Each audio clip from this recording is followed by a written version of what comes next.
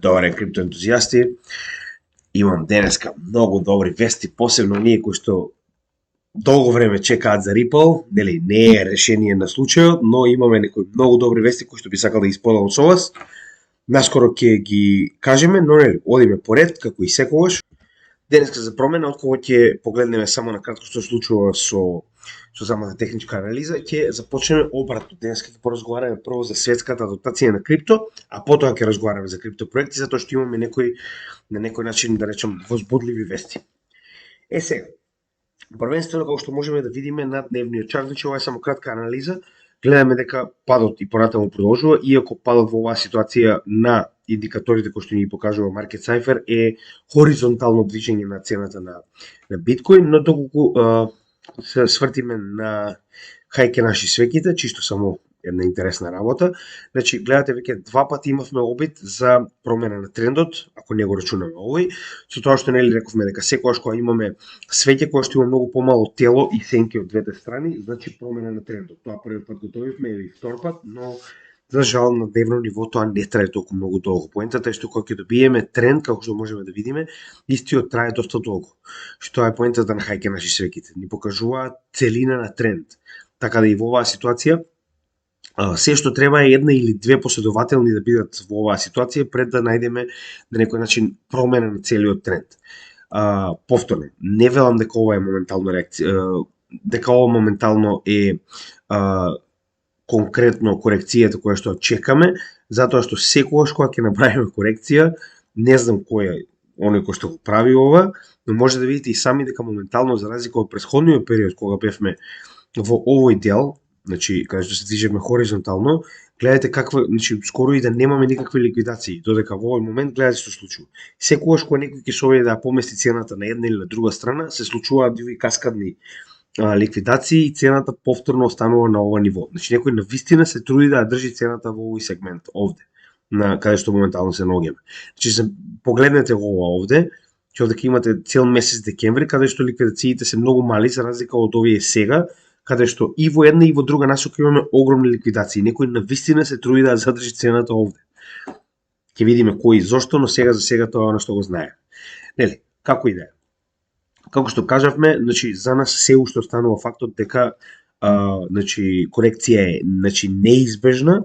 Повторно, дали уште малку ќе се придвижиме нагоре, дали сега ќе тргнеме надолу, останува да видиме, но најчесто кога ќе добиеме ваков тип на свеќе кој што ни покажува дека имаме reverted топ, значи практично ова е обид за пробив, неуспешен, како што можеме да видиме овде кај е нивото, и цената почна да се движи надолу. Значи, тоа е оној неуспешен обид за пробив нагоре и моментално тоа е уствари и промена на самиот тренд. Исто и ваков тип на свеќе. Иако многу не се водам по таа анализа на каков тип на свеќе, затоа што има, верувајте ми, цела книга во однос на тоа каков тип на свеќе и комбинации на свеќи за да утврдите во кој насока се движи цената. Повеќе се базирам на индикатори, како и на генерални информации и дополнително на тоа фундаментална анализа. Така да во оваа ситуација имаме некои показатели кои што покажуваат потенцијален надолен тренд, но гледаме дека некој постојано ги ликвидира шортсот кога ќе се случи тоа.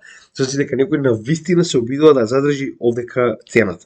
Верувајте ми, денеска имаме многу добри вести и малку сум возбуден, посебно со оглед на тоа дека имам многу добри вести за Ripple, но нели, ќе дојдеме на тој момент, се поред. Како што кажаме, денеска работиме обратно. Прво сакам да ви покажам што се случува во светот, да ви кажам какви идиоти го дишат овој воздух, но како и првата и најбитна вест која што мислам дека денеска мора да споделиме со вас е конечно она што ви го најавивме, Сбербанка во Русија официјално пушта Ethereum базирана централизирана DeFi, но пак ја верувам дека ви е централизирана со оглед на фактот дека е поседувано од Сбербанк, крипто национална менувачница. Значи, ова е отворено, сите знаеме зашто е ова. Ова е начин како Русија ќе ги избегне санкциите. Значи, вие доколку имате централизирана или децентрализирана било каква национална платформа, како што во оваа ситуација Сбербанк се обидува да направи, значи ќе биде направена на Ethereum блокчейнот и ќе биде компатабилна со MetaMask. Што значи дека ваквото отварање на менувачница ги менува правилата на игра комплетно. Значи, знаете и сами дека моментално Русија е комплетно блокирана од страна на SWIFT со цел да не може да функционира. Едноставно низините банки да не можат да прават трансакции надвор од Америка. Сега, каде е овој проблем?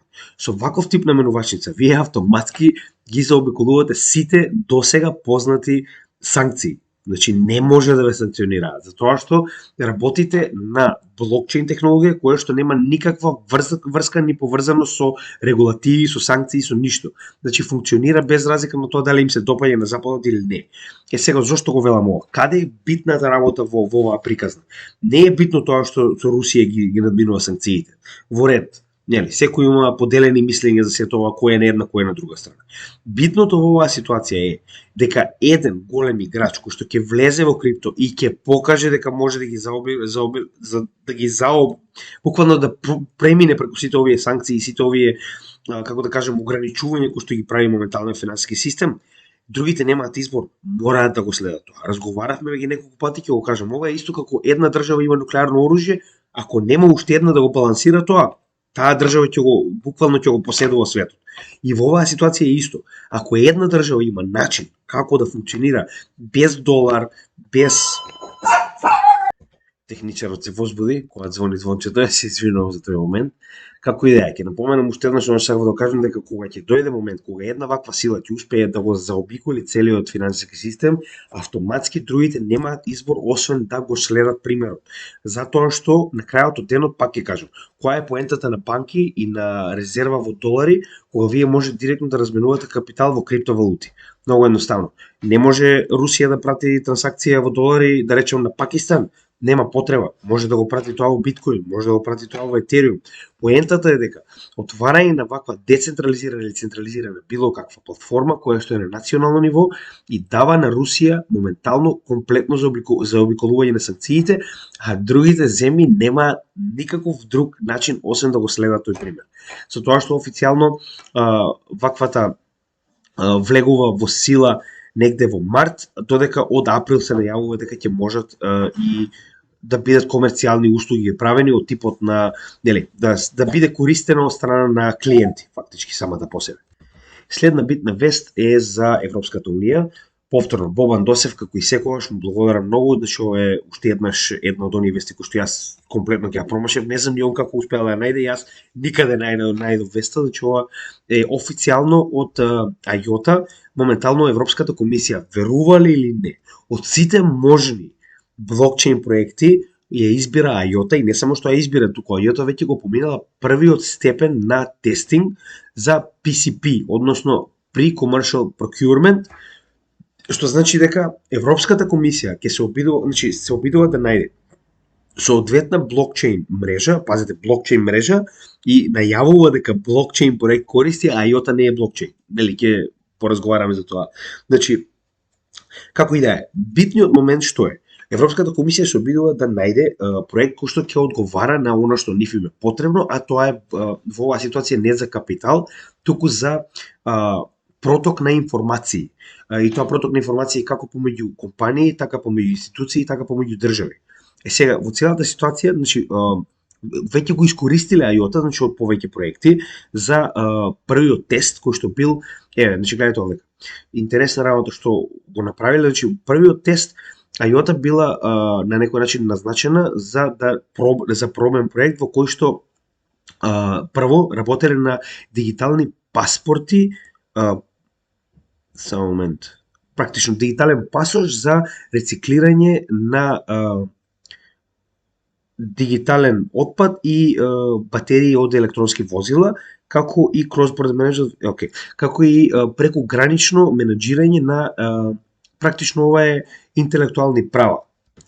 Што значи, во оваа ситуација ја користеле IOTA да видат како би изгледало на генерално европско ниво, кога да речеме одредена блокчейн технологија би била задолжена за проток на информации. И успешно истата ги на некој начин ги поминала овие тестови, со тоа што вториот тест моментално е, сега ќе ви кажам. Значи, вели вака, ќе ја користат IOTA Stardust солуцијата, како и, нели, смарт контракти и токенизација, значи се уште се во тест нормално, со тоа што буквално го најавуваат ова, значи ова не е било кој, ова е целата Европска комисија, така. Сега, каде е овдека проблем? Прво Европската комисија, она bottom line што постојано ви кажувам, станува збор за луѓе кои што не знаат основни поими, а они кажуваат како ќе го регулираат целиот сектор на криптовалути. IOTA право не е блокчейн.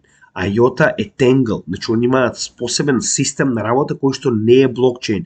Еве како блокчейн изгледа, еве како Tangle изгледа. Ако погледнете, IOTA кај нас се објаснета во крипто категории, каде што разговараме за Internet of Things. Во тоа видео имаме подетално образложување на IOTA, понатаму ќе направиме и посебно видео за неа, затоа што IOTA е еден од оние ISO 20022 крипто проекти кои што ги исполнуваат овие стандарди и затоа е еден од оние кои што гледат биле и земени во предвид од страна на Европската комисија, затоа што вие фактички имате крипто проект кој што е нели ги исполнува стандардите кои што нели се потребни за да бидете дел од новата финансиска структура. Како и да е. Значи, првото оно што сакав да го објаснам овдека е дека се неписмени. Че ова се некои дедовци што прво не разликуваат нормално помеѓу една и друга технологија, за нив се е тоа исто, но како и да е. Главната поента на целата приказна е тоа што моментално блокчейн се прифаќа, значи и гледате, веќе почнува тест да се користи. Значи Европската комисија активно бара проект. Значи јас искрено со оглед на фактот дека ова е една од најголемите економски, да речам, како целина, Европската унија е една од најголемите економски сили во светот, мисле дека ќе развиваат свој проект. Но ова дополнително ми покажува тоа што ви кажував. Не се способни да развијат свој проект. Прво поради тоа што девелопери не може да најдат. Девелоперите се многу платени од страна на приватните проекти и држави никогаш нема да имаат доволно пари како што имаат техничарот. Добро, тука е и техничарот. Така да, никој од овие држави нема доволно пари да може да ги плати овие девелопери. А второ, девелоперите сами по себе не би сакале да работат, знаејќи дека она што го развиваат ќе биде не за ослободување, туку за заробување на правата на луѓето. Така да во оваа ситуација, можеби тоа е уште една причина зашто наместо да развијат свој блокчейн, они ја користат IOTA, кој што не е блокчейн. Како и да е. Но битно е дека адопцијата и понатаму продолжува. Тоа е најбитниот момент. Значи Европската комисија иако јавно не зборува за тоа, може да погледнете, значи официјално од пред само неколку дена го користи IOTA во втора фаза од тестинг за понатаму да биде официјалниот блокчейн, односно Tangle, кој што ќе се користи за проток на информации помеѓу европските институции, нели компании, држави и слично. Уште една будала од традиционалните финансии. Дедово е некој си на времето у 40-тите години бил, препоставам, многу добар трейдер. Че може да видите и сами, ја не знам како е се уште жив, но како и да е. Чарли Мангер, кој што е против криптовалутите, бара од нели Обединетите американски држави да биде баниран како крипто, така како биткоин, така и целата криптосфера. Сега, писменоста на дедово, што нели живеел времето кога било измислено радиото, еве до каде оди. Пазете, значи само ќе ви кажам неговата изјава. Вели, биткоин, според него, представува практично gambling contract with a nearly 100% edge for the house entered into a country where gambling contracts are traditionally regulated only by states that compete in laxity. Океј, значи да се разбереме се. Дечкото се обидува да каже дека моментално целата криптосфера, почнувајќи од биткоин, е буквално коцкање, во кое што вели договорот е така направен што околу 100% нели е голема шансата да добие куќата. Значи знаете сега нели за коцкање кога се вели практично тоа е колку вас би ви била шансата да добиете нешто доколку би влегле во казино, така? Која куќа бе брат? Биткоин нема куќа, биткоин нема некој што го поседува, биткоин нема компанија. Која е куќава што добија? Значи, толку диносаурси ја разбираат, се разбираме, и се уште се вие тие интегритет, ме разбирате, значи, тие се тие што одлучуваат што понатаму ќе биде за криптосферата. Па тука е проблемот. Промената на генерацијата која што треба да настане. Од вакви фосили, уште еднаш ќе напоменам, ова е договор за коцкање во кој што околу 100% добија куќата. Која куќа, пак ќе кажем, бе брат? Значи, биткоин е куќа сама по себе, но никој не добива. Ама добро, нели? Како ќе му објасните? Дечкото, најјака технологија што некојаш користил во живот е радио. Така да нели, можеби црно-бел телевизор, не знам што друго да кажам. Така да, ете, тоа е најголемиот проблем. Ние се соочуваме со генерација која што нема појма што е тоа крипто и каква е таа технологија и кои се бенефитите од истата. Тука е најголемиот проблем. И наеднаш некој нормално ќе го земе дедово во предвид и кое е неговото мислење за биткоин, пошто нели он ја разбира, наспроти луѓе кои што го посветиле, да речем, последниве 10 години од животот за да ги развијат овие проекти. Но нели, тоа се менува постепено. Како што може да видите, дедото е со една нога у гроб, верувам кај да е и со втора, така да полека се случува оној промена на, значи пак ќе кажам, оние бејби бумер што ги нарекуваат. Тие се тие генерации кои што уште живеат во времето на радиото и кои што се уште раководат со поголемиот дел од финансиите. Знаете кога ќе се промени тоа? Кога дедово ќе умре, а неговите внуци ќе речат шо? Акции, шо? Кеш, купе биткоин. Ете тогаш, кога неговото богатство ќе биде дадено на внуците, кога внуците ќе ги применат тие работи, како што е моментално времето и технологијата во која што се наоѓаме. Но за жал ќе потрае време. Проблемот е што некој од нашите генерации треба да стане главен во држави, значи да стане на некој начин на некоја позиција за да може да помогне во имплементирање на сето тоа. Ние не можеме да очекуваме, пример во Конгресот на Америка, каде што луѓето се 60 плюс, он од 20 знае да користи смартфон, да седне и да прави регулатива за крипто. Како бе, брат? Ти не знаеш обичен смартфон да користиш, а не да зборуваме за крипто регулатива, се разбираме. Значи тоа е неголем проблем, но стасуваме полека таму. Може би тоа е добро, ни дава време да можеме да купиме малку повеќе. Сега во однос на компании битна работа. Значи Кети Вуд, големо почитување од моја страна, е уствари еден од оние кои што се пермабул. Зошто го велам ова? Значи ARK Investment е компанија која што моментално не е во собственост, туку она ја предводи како CEO. Каде што имаме нели многу луѓе со соодветен капитал кои што постојано инвестираат во практично оваа ситуација инвестираат во биткоин, а е својствено и во етериум. Каде што самата по себе вели вака. Значи, претходната година кога ја прашаа, пред само една година, рече дека биткоин ќе стигне до 500.000. Сега го промени своето мислење на уште поголемо. Значи биткоин ќе стигне до 1 милион до 2030 година. Значи има она своја причина зашто го прави тоа, но како и да е. На крајот од денот, оваков тип на компании како ARK Investment и како MicroStrategy се оние пионири во сферата кои што не само што веруваат, туку што велат double down. Значи, и да се дешава нешто лошо, во моментот кога, како што велат, нели, Ротшилд, како што рекол, значи, кога има крв по улицата, макар и таа крв да е ваша, значи, тогаш се купува. Исто и ваа ситуација. Значи, моментално и на ARK Investment, и на MicroStrategy, портфолиото е во минус.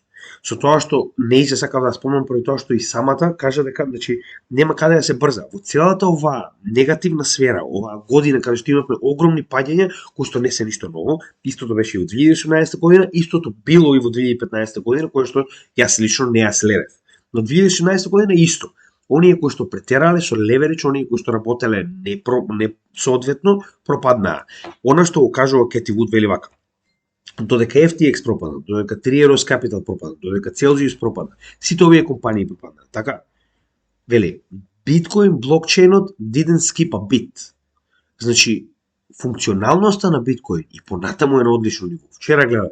Значи, на последното видео за техничка анализа. Имате највисок хешрейт некогаш, имате најголем број на мајнери, имате најтежок алгоритам моментално, значи нели степен на алгоритам кој што нели самиот се подесува. Тоа ви покажува дека не само што е добар, е најдобар од било кога досега. Така да оно што го кажува она е дека негативните играчи не можат да му наштетат на биткоин на long term. Краткорочно поради нив може да случи паѓање на цената, но технологијата сама по себе е непобедлива од страна на такви идиоти. Така да тоа е една од работите кои што Нейзе како CEO на ARK Investment ја тера и понатаму инвестира без разлика дали се во минус. Сега, во однос на минус, многу интересна работа околу MicroStrategy, вели вака.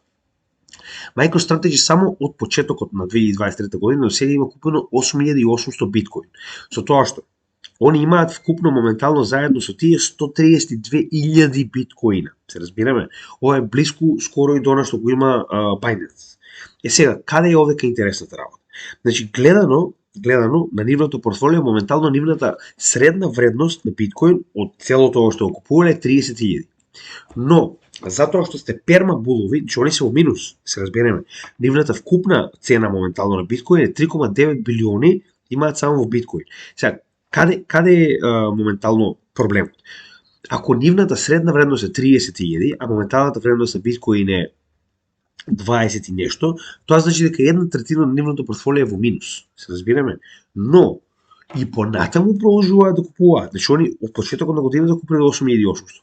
И гледате го. Поради ваквата доверба во биткоин, од почетокот на оваа година, само во 2023 година, значи вредноста на нивните акции се дуплирала. Сега не зборам за биткоин, во ред, вредноста на биткоин постепено, но акциите на самата компанија MicroStrategy од почетокот на оваа година до сега се дуплирале. Значи знаете што значи 100% за акции? Тоа е научна фантастика. Тоа во крипто се гледа, во акциите 5-6% е нема подобро, се разбираме. Значи знаете што значи 100%? Тоа значи дека луѓето кои што веруваат во оваа компанија уште повеќе веруваат поради тоа што моментално Майкл Селор, кој што не е CEO, има друг CEO, но сепак е истиот на бордот на директори, затоа што истиот како што кажа престана да биде CEO за да се фокусира на самата биткоин и промоција на биткоин како валута. Така да, уште еднаш ќе напоменам. На една третина од вашето портфолио во минус, вие и понатаму купувате. Арно, ама, како што кажавме, они се буквално пермабулови. Значи, како што кажа и самиот Майкл Селор, никогаш нема да го продам својот биткоин, дури ако ми требаат пари, ќе го заложам истиот за моментот кога ми треба кеш, ќе го дадам својот биткоин во залог, колку е потребно, за после тоа кој ќе го врати овој кеш, да може да ќе го врати и својот биткоин. Така да, идејата нивна е да купуваат, односно прават DCA без разлика дали е bull, дали е bear. И тоа, ако мене ме прашувате, ваков тип на компанија, која што и понатаму продолжува, да верува толку многу во биткоин, ви кажува доста кога пак, значи ова не е еден човек.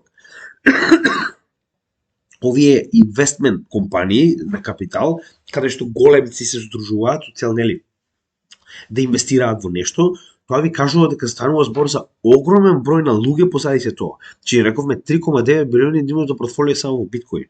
Така да, замислете колку луѓе веруваат во ова, каде што заедно го инвестирале ова во биткоин и понатаму продолжуваат да инвестираат. А ова се луѓе кои што не току така ги даваат своите пари, да бидеме реални. Че имаат направено соодветно домашно пред да го направат тоа. За разлика од нас, овие луѓе навистина си ја прават својата домашна. Знаете зошто? Затоа што они се професионални инвеститори. Разликата меѓу нас и нив е тоа што нивна работа единствено е тоа да видат каде да го инвестираат својот капитал во иднина. Тоа е се што прават. Друго ништо не прават. Така да, они верувајте ми, ако и понатаму продолжиле да инвестираат во биткоин, има причина. Не го направиле тоа за чаве. Сега, следна интересна работа, пак ќе кажам, ова е исто така некој од тие што ги разбира многу, но како и да е. Вели, биткоин мајнерите може наскоро да престанат да продаваат ако цената би помогнале на цената да се движи нагоре. Има делумна вистина во ова. Зошто го велам тоа? Значи не може да престанат да продаваат. Знаете зошто? Значи ако вие мајнате биткоин, тоа е вашата главен економски профит, така? Значи тоа е начинот на кој што вие добивате прилив на средства во вашата компанија. Како ќе платите вие за луѓе што работат кај вас, за техника што купувате нова, за исправки, да речем, на нешто што се расипало, за струјата која што треба да платите на месечно ниво. Како ќе го платите вие тоа ако единствениот прилив на пари вие биткоинот кој што сте го ископале? Значи не може никогаш да престанат, но ќе го намалат оној обем на биткоин кој што го продаваат на месечно ниво. Тоа е разликата. Сега, зошто го вела тоа? Значи, ако се сеќавате, ние го разговаравме, Fuel Multiple, каде што се гледа која е профитабилноста на мајнерите.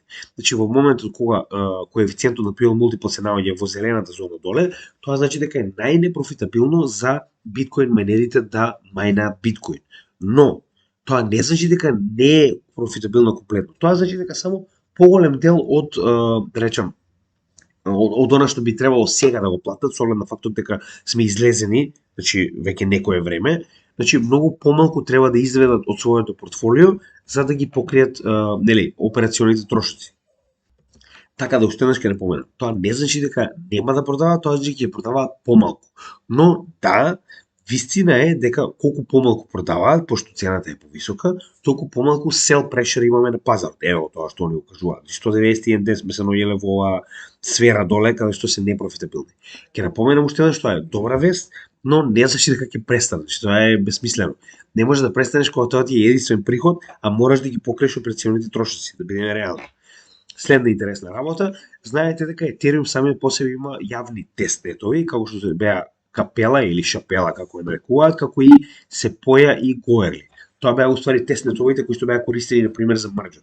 Со тоа што досега беше CloseNet, значи нели оној Shadow Fork беше направен за самиот тим на Ethereum да провери дали е се во ред за Шангај апгрейдот, додека од 7 февруари официјално, сега не знам, можеби некој од вас има нод. Значи од 7 февруари официјално ќе може луѓето кои што посетуваат нодови на Капела или Шапела public тестнетот да прават тестови јавни, оние нели од типот на staking, unstaking на Ethereum, нели апдейтирање на нодот, сето оно што е потребно со цел да практично и вие го интегрирате Шангај апгрейдот кога ќе дојде моментот. Така да, ако некој од вас има нодови или слично, верувам дека ова ќе му биде битно, 7 февруари официјално почнува јавен тест на самиот Шангај апгрейд. Сега, Optimism, знаете сами, е second layer солуција на Ethereum, која што моментално изрока се на пазарот. Значи, да бидеме реални, секоја чест на луѓето, но како и да е доста млад проект. Така да затоа и не се надевам, значи се уште не сум толку загреан или да ми биде дел од портфолио и сето тоа. Како што кажав, ние го намалуваме што можеме повеќе ризикот денес, значи на нашето портфолио, со цел да го поминеме официјално крајот на овој bear market. Значи затоа и не се брзам, потребна ни е корекција која што ќе покаже дека после овој скок на пазарот имаме, нели, пример потврда до bull market support band, каде што ќе знаеме дека дното е завршено, па ќе размислиме што понатаму ќе правиме околу диверсификација на нашето портфолио. И блиску сме, јас ви велам, значи во моментот кога ќе падне надолу, како што веќе напоменавме во претходното видео за техничка анализа, првиот момент кога ќе падне надолу цената, зборуваме соодветна корекција, како што е например до 20.000 и до bull market support band, и успешно ја завршиме таа корекција, ќе направиме прво реинвестирање на 10% од преостанатите 20 кои што ги имаме и ќе направиме реалокација на оној голем дел од Ethereum кој што го имаме во други валути. Веќе го имаме спомнато тоа во нашата последна техничка анализа, ако сакате да погледнете го таму. Детално ќе ви објасниме во моментот кога тоа ќе се случи. Како и да е, и денеска направивме една мала промена на портфолиото, но нели нека остане изненадуван, ќе ви кажам кога ќе стигнеме до таа вест. Сега, Optimism значи во текот на оваа година во март ќе направат апгрейд на својот значи на својот, да речем, блокчейн, со тоа што Bedrock се нарекува апгрейдот и е голем апгрейд, како што кажа и сами. Значи идејата е буквално да го приближат својот блокчейн што поблиску до EVM, до Ethereum Virtual Machine, како и на тој начин, нели, да ги намалат транзакциите, цените на трансакциите, да зголемат брзината и компатибилноста со самиот блокчейн на Ethereum. Зошто е тоа така? Затоа што единствената причина поради која што постои и е битен оптимизам е тоа што на Ethereum му се потребни Layer 2 солуции со цел истиот да функционира подобро. И поради оваа причина, не само оптимизам, истата ситуација е и со Polygon, гледаме дека истите ќе имаат многу голема корисност во следниот период, затоа што кога ќе дојдеме до bull market, кога она активност на Ethereum ќе се врати како што беше активноста во 2020-2021, каде што ќе се плаќаат огромни пари за NFT, за блокчейн проекти, за се затоа што Ethereum го има најголемиот екосистем. Во тој момент, како што гледаме веќе, се припрема следниот стадиум на Ethereum, каде што Layer 2 солуциите ќе бидат клучни за шардинг и за намалување на транзакциите, зголемување на брзината и се што е потребно за скейлинг на Ethereum. Така да, јас затоа имам Polygon, понатаму верувам дека ќе земеме оптимизам, но сега за сега Polygon како главната Layer 2 солуција нас не е доволна. Но ваквите апгрейди на оптимизам ни покажуваат дека имаат нели соодветен roadmap и дека навистина работат на подобрување на нивниот блокчейн, што е многу битно со цел да на некој начин ви покаже дека тимот е активен, значи не е ова една солуција и тука завршивме. Туку и понатаму се обидуваат да направат апгрейди на она што моментално го имаат, а како што кажав, тоа е оној клучен фактор дека Ethereum не може да обстане и да направи таков тип на скейлинг кој што му е потребен со толку голем екосистем без Layer 2 солуции. Сега, ова е моментот каде што ќе ви откриеме една многу интересна работа, а тоа е дека мал дел од нашето портфолио го апдейтиравме, а тоа е 1% со Shen токен. Значи, знам дека е мал, се знам, но сум голем на некој начин поддржуваш на Cardano заедницата, верувам во децентрализацијата, верувам во нивната идеја дека ќе успеат да направат таков тип на блокчейн како што е децентрализиран како биткоин, да едноставно регулатива не и може ништо. Една од клучните работи кои што му се потребни на овој блокчейн за да успее во децентрализација, како што кажавме во претходното видео кога објаснувавме за JET и Shen, е стейблкоин кој што не е директно каде што, како што кажавме, JET, кој што не е директно backed со долари, значи во оваа ситуација истиот е backed со ADA и на тој начин не е директно под регулатива на американските институции кои што регулираат доларот и не може да биде запрет. Ако овој проект успее, јас очекувам многу големи работи од истиот. Сега, во однос на тоа, лансиране официјално работи. Битна работа која што видов е дека, пазете го ова, значи веднаш се направила 643% over-collateralization на backed, значи моментално вие може да купите еден JET што е backed за $1 за 2,54 ADA. Со тоа што моментално, значи само да ви покажам, значи 29,9 милиони ADA се заклучени со цел да тоа покажува голем интерес за сите оние кои се наоѓаат во ADA, значи генерално во Cardano заедницата, за успешност на овој проект. Значи верувајте ми, исклучува е битно затоа што децентрализацијата на целата сфера во Cardano екосистемот е исклучиво на некој начин условена од тоа истиот да не биде зависен од доларни средства кои што утре може буквално да ви ги замрзат и на тој начин да ви блокираат голем дел од екосистемот. Но ваков тип на стейблкоин кој што не е никако поврзан со значи Америка и низините органи, освен дека е пект еден со самиот долар, е најјакиот момент кој што може да го донесе моментално ADA како екосистем за и понатамошна нејзина децентрализација. Така да, нема да налегуваме премногу, идејата е дека значи самиот JET е backed by ADA, односно во секој момент може истиот да биде заменет за ADA, не за долари, туку за ADA во противредност на долар, затоа што моментално ADA е околу 40 центи, затоа е 2,5 или не, колку е 35 така нешто. Како и да е. Значи 2,54 ADA е $1. Така да во оваа ситуација, доколку дојде до некаков тип на depegging, кој имате Shen токенот, кој што треба да помогне во практично балансирање на самиот JET. Знам дека многу од вас изгорени од Terra Luna во ред, но јас затоа додадов само мал процент, тоа е 1%, 1,1 од моето портфолио, со цел, на некој начин да поддржам ова што го прави самата заедница, а дополнително држењето на Shen токенот, сите физ за burning, значи за minting и за burning на JET и на Shen, значи се враќаат на оние кои што го имаат заклучено Shen токенот во својот wallet. Сега понатаму ќе има, јас сега моментално е само на Wave, некој си Wave Financial, не сум го ни нашол тој wallet, тој пул, значи моментално само на некои пулови понатаму ќе биде апгрейдирано тоа, значи на сите пулови. Како што јас, например, имам на Eternal. Доколку имате на Eternal wallet и да речеме имате ADA, и имате, например, и Shen токени на истиот тој wallet. Само за тоа што тие се наоѓаат таму, ќе бидат фактички, им ќе биде дадено дополнително, значи имате делегираност која што добивате ADA како staking reward и дополнително ќе добиете за Shen во ADA противен, значи тоа е дополнителен процент на ADA токени кои што ги добивате поради тоа што и Shen токенот го држите, односно на тој начин ја стабилизирате цената на JET.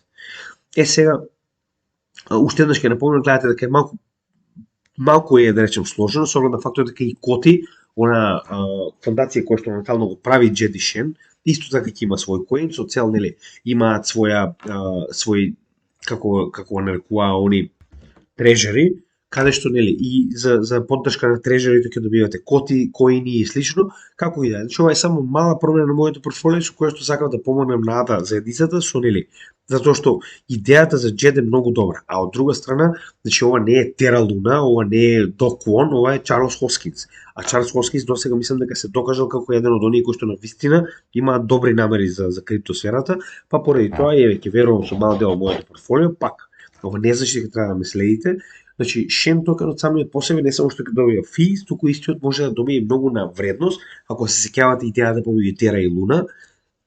Слично на тоа е само што овдека е over collateralized. Значи, вие имате 6 пати повеќе токени заклучени во однос на оние кои што се изминтани джет токени кои што се нели пуштени на пазарот. Така да поради оваа причина, значи на некој начин е многу побезбеден. Останува да видиме колку, затоа и ризикот кој што го внесуваме многу мал во моето портфолио, што и да се случи, нема да биде некоја голема разлика, но би сакал да бидам дел од ова, затоа што на некој начин ова само што почнува. Значи може да добие профит, може да не да добиеме профит, 1% нема да ни смени ништо. Многу поддржувам Cardano како еден од проектите кои што сме највозбудени да речеме на пазарот и мислиме дека има доста светла иднина.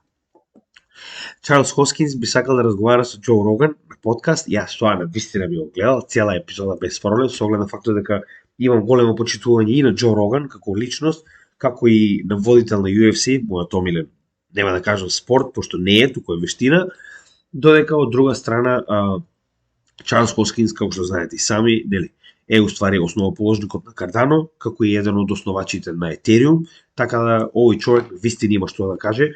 Јас го следам неговиот подкаст, мада не е толку многу оние, да речем, технички делови од истиот, но истиот има многу што да каже и се надевам дека ќе поживее за да биде дел од овие пионири и понатаму во криптосекторот.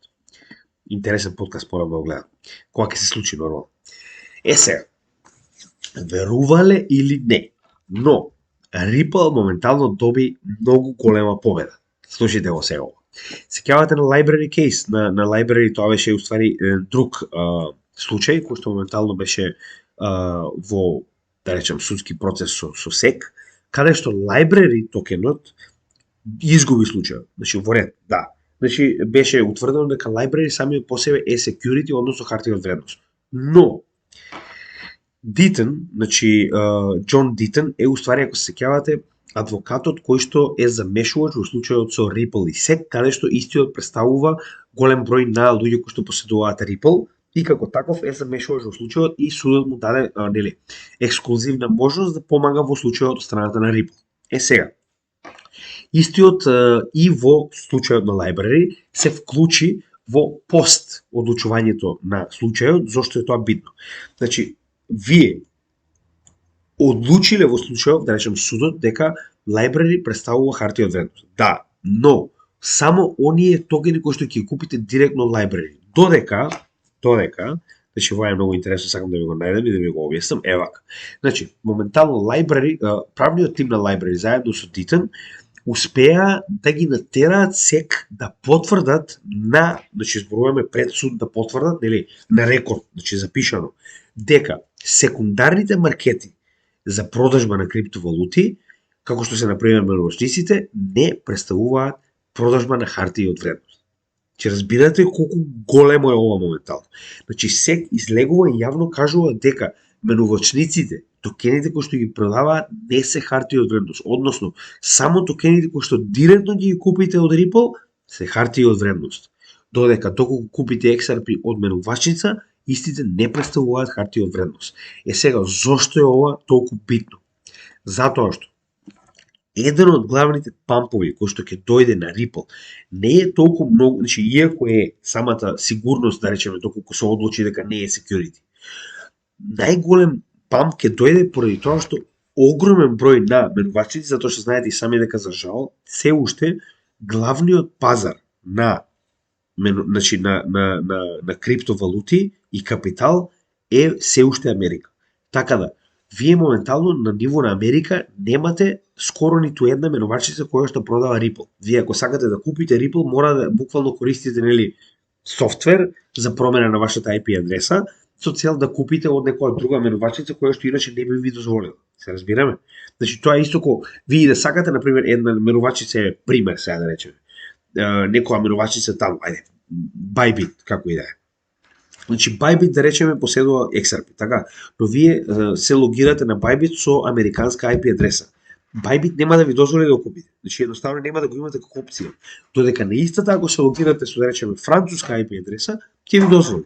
Истата ситуација и овде. Замислете што ќе се случи во моментот кога огромен број наменувачици во Америка, кои што до сега го делиснале XRP, ќе го релиснат. Значи, зошто го велам ово? Вие фактички, за да имате токен за продажба, вие треба да имате и соодветна количина од истиот токен. Значи, наменувачите мора да имате пул, што значи дека мора да купите од овој токен за да го имате, така? Каде е уствари интересното? Никој од овие менувачици не поседува XRP поради тоа што не е легално да го поседува. Не. Се уште нема clarity, значи нема јасност и поради ова не го поседуваат. За Coinbase да го стави Ripple повторно на менувачите, тоа значи дека треба да купи огромна количина на XRP, не само Coinbase, Binance US, еден куп. Сите менувачици во Америка со цел да може да го стават како пар, мора да купаат огромна количина на XRP со цел да може да направат пул во кој што би почнала оваа трансакции, така. И поради оваа причина, во тој момент кога менувачниците први ќе купат, ќе има огромен памп на цената. И во оваа ситуација, значи дури и на некој начин излегуваат луѓе јавно да прозиваат Coinbase зошто се уште не го релиснал XRP, затоа што со ваквата изјава на SEC автоматски нема причина зашто менувачниците не би го продавале Ripple. Се разбираме. Значи и поради оваа причина, ево го, и твитот го најдовме, значи гледате. Значи официјално ова е од Library, нивниот Twitter, каде што вели дека официјално че дури имаат и подкаст во кој што Џон Дитон објаснува дека ниту Library, ниту XRP представуваат значи на секундарните пазари хартија од вредност. Ова може да се примени на било кој токен, што е многу битно. Значи на тој начин секундарните пазари се комплетно заштитени. Како менувачите да ги добиват токените, тоа е нивна работа. Ако сакаат да купат компанијата, очигледно ќе мора сега за сега да купуваат како хартија од вредност. Но ако истите ги продаваат на отворен пазар, не представуваат хартија од вредност. Тоа е многу битна работа и многу битен развој во овој случај. Така да имајте го тоа превид, наскоро може да се случи изненадување. Не велам дека Coinbase ќе направи релиз на Ripple, не велам дека треба да купите, но сега веќе нема причина зошто да не би направил. Се разбираме? Може би ако веруваат дека цената ќе му падне, па не сакаат да го стават во ред. Ама ја вака ќе кажам. Да имаш Terra Luna Classic и Terra Luna новиот, како и да се викаше, и да не го ставиш XRP, не може да разберам зошто. Но нели, секој има своји начини на размислување, како и да е многу битно значи на некој начин развојот на ова е многу битен во оваа ситуација и нормално после ова, значи се повеќе и повеќе се влева сигурност во тоа дека XRP ќе победи во овој случај. Повторно, никогаш не можеме да бидеме 100% сигурни, но моментално баш го прочитав ова, ништо посебно, но нели, дека се повеќе и повеќе се купува, се повеќе и повеќе се верува во овој проект, очекувајќи, значи да бидеме реални. Сите го купуваат овој токен поради една причина, а тоа е пампот на цената. Понатаму можеби ќе има и многу повеќе, значи и технологијата сама по себе и сето тоа е одлично. Тоа не го менува фактот дека 90% од луѓето кои што го купуваат и го држат Ripple е поради цената. Како што кажам, сите на овој канал сме овдека поради пари. Така да во оваа ситуација потенцијален профит кој што може да го имате од позитивна одлука би бил некогаш интересно е да размислуваш. Не многу луѓе шпекулираат за тоа што би можело потенцијално да се случи, но една работа знаеме со сигурност, тоа е дека ќе се движи многу нагоре. Сега, Уругвај ова го ставивме каде со страна, но чисто ќе го споделам. Значи моментално Уругвај го енлиснала Ripple преку соодветна компанија која што се нарекува Latam Softwares за како money transfer компанија. Сега, се уште не е точно познато што уствари Ripple ќе прави во однос на CBDC проектот и државата сама по себе, но на овој начин легално ODL, значи On Demand Liquidity, може да се користи и во Уругвај од страна на било која компанија која што тоа е потребно, банка, што и да е. Сега, зошто е обидно? Значи дека нема да налегуваме премногу, идејата е дека Уругвај легално работи со Ripple. Тоа е многу битно.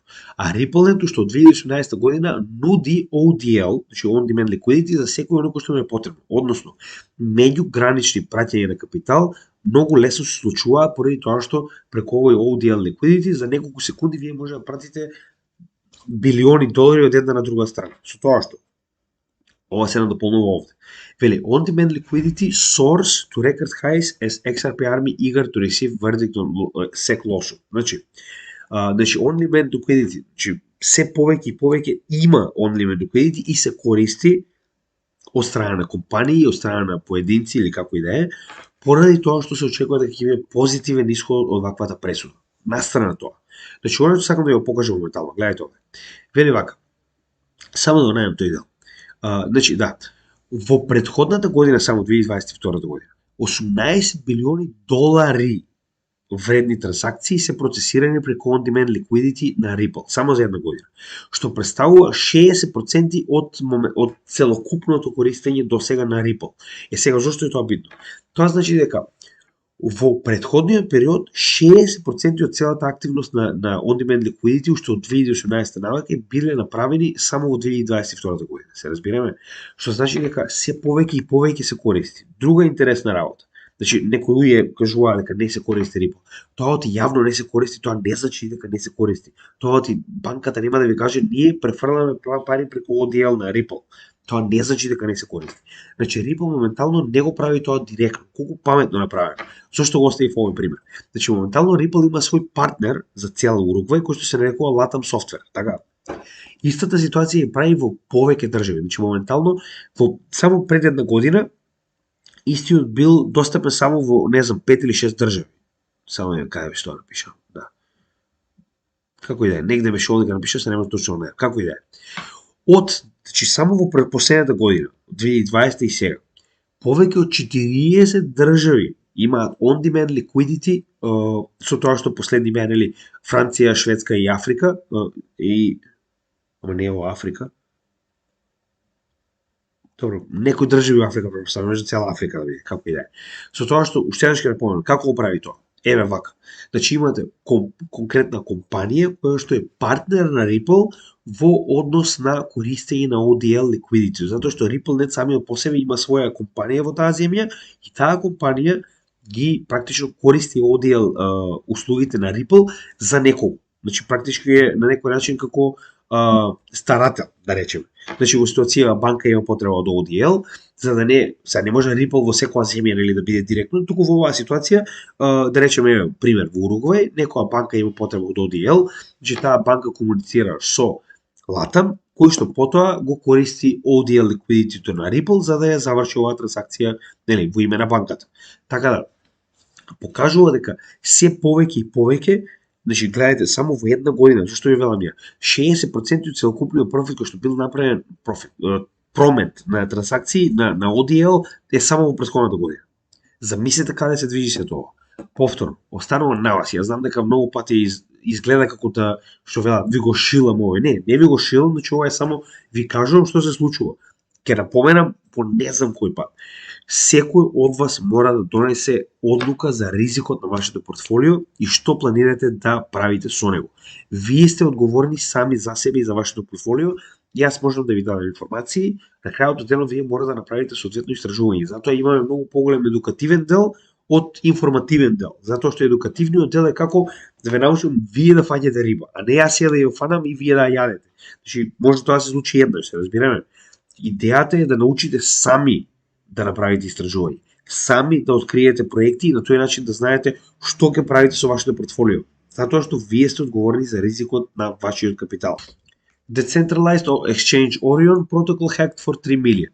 Сега, овдека искрено да ви кажам, право јас овој дел многу добро не го разбрав. Но, како и да е, хакот настанал во момент кога некој, нели, нормално напаѓач, успеал да го, на некој начин, да употреби моментот каде што страната се уште не се апдейтирала, а истиот, на некој начин, повлекувал токени повеќе пати од она што, нели, било практично потребно да се повлече, затоа што страната има потреба, нели, одреден период за да се апдейтира. Верувам дека овдека е проблем некако со Oracle, ако не се лажам, затоа што и не е доволно објаснето.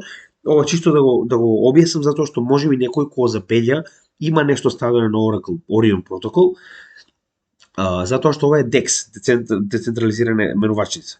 идејата во ситуацијата со Орион е дека доколку имате, значи според Алексеј Колосков, значи самиот Орион не е изгубил пари на клиентите, туку тоа се пари на самата менувачица. Така да чисто да имате предвид, ако некој од вас навистина има пари таму, ќе ве замолам, погледнете веднаш, можно е да имате проблем, повлечете се и со време.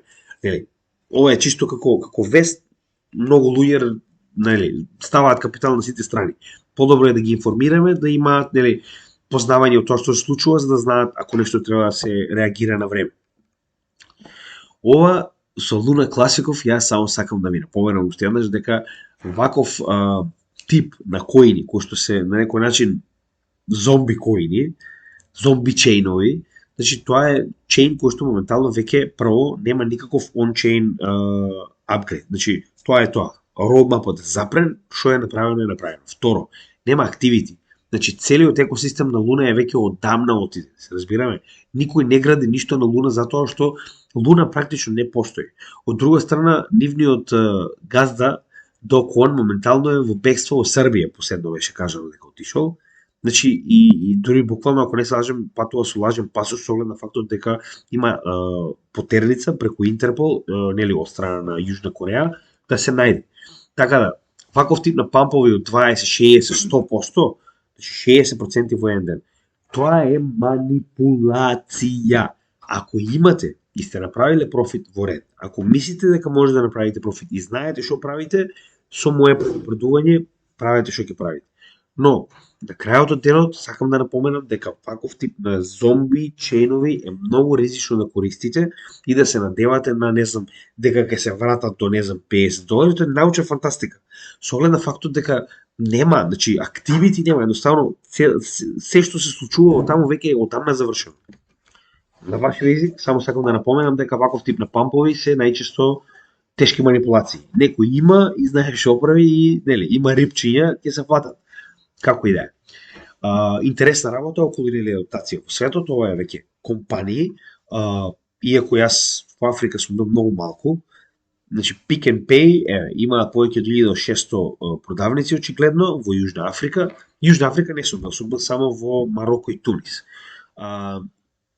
Во оваа ситуација, значи, ваквите продавници моментално преку Lightning Network ќе прифаќаат биткоин, знаете и сами, многу едноставно, че може буквално на било која каса, значи се што треба да имате ваш Lightning Network, wallet и да скенирате QR код со кој што вие фактички плаќате преку вашиот мобилен телефон, што е многу едноставно, но значи не е во тоа дали е едноставно или не. Идејата е дека моментално 1628 продавници во цела Јужна Африка ќе го промовираат биткоин, се разбираме. Значи, купување на биткоин, значи нешто со биткоин е, не знам како да кажам. Пак ќе кажам, може да го купите најскапиот леп во вашиот живот, со оглед на фактот дека ќе го платите со биткоин, истиот ќе порасте, да речам, не знам, на 100.000 за некои 2 години и ќе биде најскапиот леп што некој што го купил.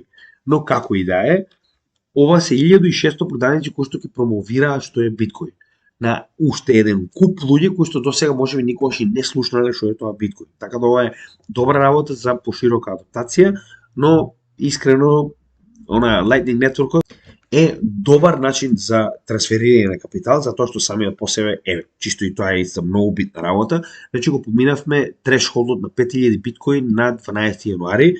Официјално сега, заклучно со 1 февруари, има 5371 биткоин во Lightning Network заклучени, кои што овозможуваат капитал. Значи, вие може да пренесете, сега може би не директно 5000 биткоини, но може да пренесете нешто помалку од тоа, во однос на фактот дека нели треба да се пренесе од wallet на wallet помеѓу луѓе кои што поседуваат толку голема количина на биткоин.